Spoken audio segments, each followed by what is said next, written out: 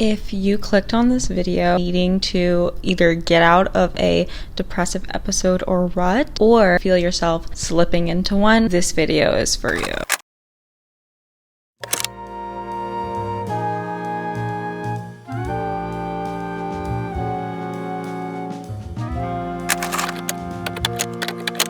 After dealing with these so many times, after being diagnosed with depression a few years ago and going through a pretty dark depressive period, I feel like I can kind of handle these now. So I wanted to kind of give a bit of my personal advice and philosophy related to these, and also show you a little bit of like what I tend to do when this happens. A lot of the time when we have a feeling of I'm slipping into a depressive episode, you automatically think, oh my god, I am a failure. I thought I was doing so well, and then suddenly everything fell apart again, and it makes you think, oh my god, I've been doing it wrong this whole time, and I feel like an idiot because I didn't even notice until I already hit rock bottom. I think that this mindset doesn't actually make a lot of sense. You are, of course, falling into a depressive episode, but one, it's not like it's necessarily your fault that this is happening, and two, you're learning from it each time.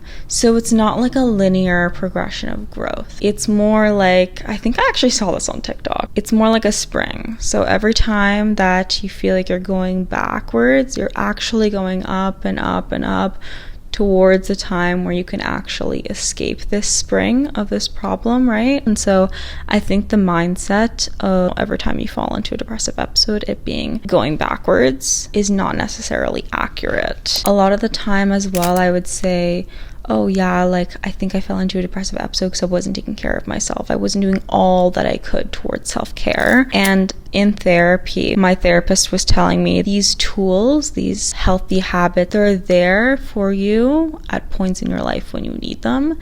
At some points in your life, you're not going to feel like you need them as much and you don't have to rely on them. But when you get to a depressive episode, or you need more structure in your life, you can kind of come back to those tools and use them again as needed. For example, you're like, oh, I started biking, and biking has been a great thing for me. Doesn't necessarily mean you need to bike every day for the rest of your life, you know, like biking is gonna come in and out. That was a bit of a weird example, but you know what I mean. So those are kind of my main philosophies that have allowed me to break free of this feeling of like, when you're going into a depressive episode, right, it doesn't help you to make yourself feel worse about the fact that you're in it. Show yourself care, nurture yourself, and that is the better way out, rather than dogpiling on yourself for feeling it in the first place. That is part of the reason I'm making this video. I am getting into a bit of a rut, definitely a worse rut than I've had in a while. So I wanted to put some structure back into my life. So I thought this would be the perfect time to kind of make a video about it as I'm living through it. Disclaimer as well for this video, I am not trying to say there is healthy or unhealthy ways to cope. Whatever works for you works for you. These are just ways that I've found helpful for me, and I hope they might help you as well. Before I get into the rest of this video, I also wanted to first recognize that sometimes the best way out is through. So these are some items that if you just need to get through it, kind of make it a little bit easier for me. My emotional support water bottle, which is self-explanatory. A heating pad, because it literally feels like a hug as I watch Netflix. Xylitol gum, because it's the ingredient that's in mouthwash, and sometimes you just really can't get yourself to brush your teeth. Some easy foods on hand. I know these aren't the most amazing examples, but you get the idea. I also recommend trying to stock your freezer with leftovers or even frozen meals that you've purchased so that you don't have to worry about cooking or even spending money on ordering in. Moving on to my go-to actions to get out of a depressive episode or rut. The first is to take a shower. Although it can be hard to convince yourself to do this, you really never feel worse after taking one, and for some reason it has like soul cleansing effects. I also like going for walks, getting some vitamin D while listening to a podcast and breathing fresh air really does wonders for your mood, and observing your surroundings has a grounding effect, making you appreciate the little things and realizing nothing really matters, in kind of the good way, not the depressing way. Plus, you just might see a cute dog. This one is one of my favorites, but sometimes getting myself a little sweet treat is just what I need to turn a bad day around. And if all else fails, I know I can rely on my comfort meal. Mine personally is soup because it really does just feel like a warm hug.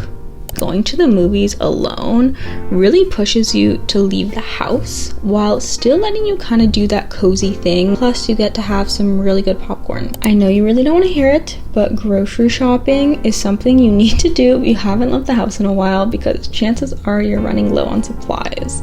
This is a really great early step to take in order to start nurturing your body. Plus, I do kind of enjoy grocery shopping. You can always try to go into your backyard or park and even just doom scroll there. At least you're in nature. My version of this was always taking bubble baths and watching my comfort shows. Definitely not as bougie as this. I did not have a candle and all that, but yeah, this is a really great one and kind of made me feel like it was an act of self-care. Like, it felt like a spa day rather than being in a rut, if that makes sense. Another one you probably don't want to hear is cleaning your space. As they always say, a clean space equals a clear mind. And I know it can take some effort, but I always feel rejuvenated with a fresh space.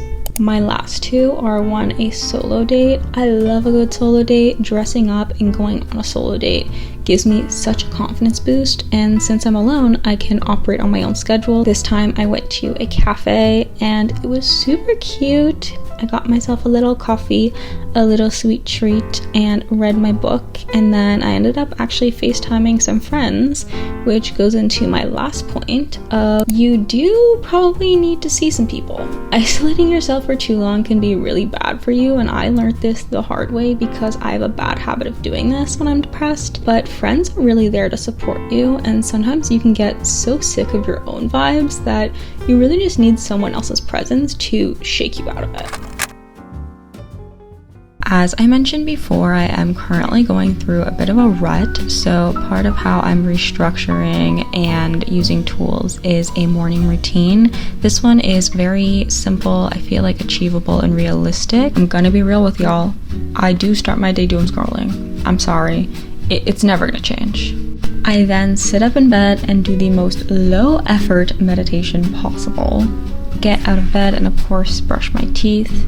Breakfast, which is my favorite meal of the day, so I tend to put a lot of effort into these, but it just gives me something to look forward to in the morning. These are some things I've made recently, and I've been really liking avocado toast lately.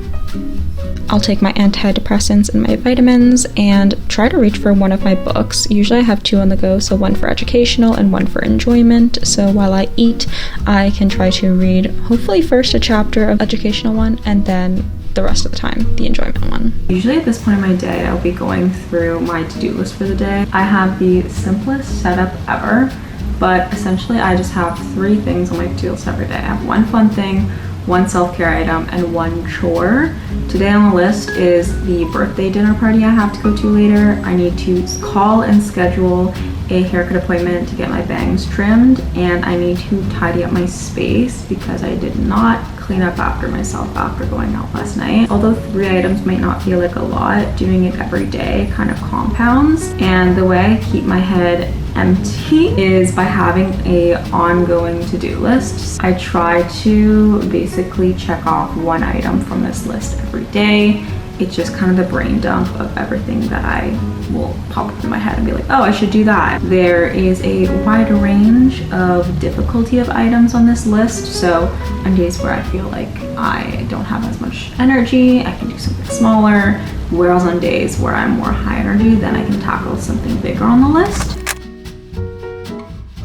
I also wanted to mention I have kind of 2 general rules that I try to follow. The first one being the 5-minute rule, which is pretty much just do the thing if it'll take less than 5 minutes. So instead of putting my dish in the sink, I should put it in the dishwasher, or instead of throwing my clothes on a chair, hang it up or put it in the laundry basket so that I won't have to deal with it later and let it all pile up. The other rule I try to follow is to try to move my body 3 times a week. Kind of hate this one, kind of love this one. In the end, it always does make me feel better, as much as I hate hearing that. I think the key to this is finding a form of moving your body that is enjoyable to you. I like to do my nighttime hygiene routine long before I actually go to bed, because then I'll be awake enough to want to do it. But I'd say I'm unfortunately still really inconsistent with my skincare routine. Let's go to bed. On days where I feel tense or like I'll have trouble sleeping, I sometimes do a nighttime yoga routine, and then of course I end my day off with a nighttime doom scroll, because what else? We've come to the end of the video. Thank you so much for watching.